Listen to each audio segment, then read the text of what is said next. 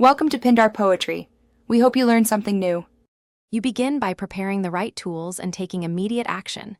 Run lukewarm water over both lenses to lift dust and grit, because rinsing first prevents scratches when you touch the surface. Once done, add a drop of mild dish soap to each lens and use your fingertips to gently spread soapy film. This breaks down oils and fingerprints. Make sure to rinse the frame and nose pads too, so contaminants won't be trapped during deeper cleaning. You now perform the detailed cleaning.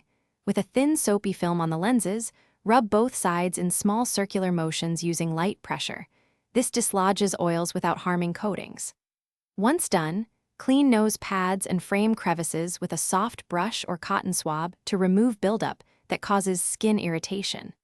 Make sure to rinse thoroughly under lukewarm water until all soap is gone, because residue can leave streaks and attract dirt faster after drying.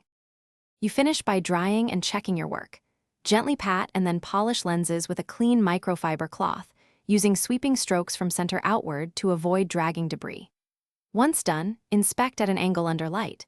If you still see streaks, mist lens cleaning spray and buff with the cloth rather than re-rubbing with fingers.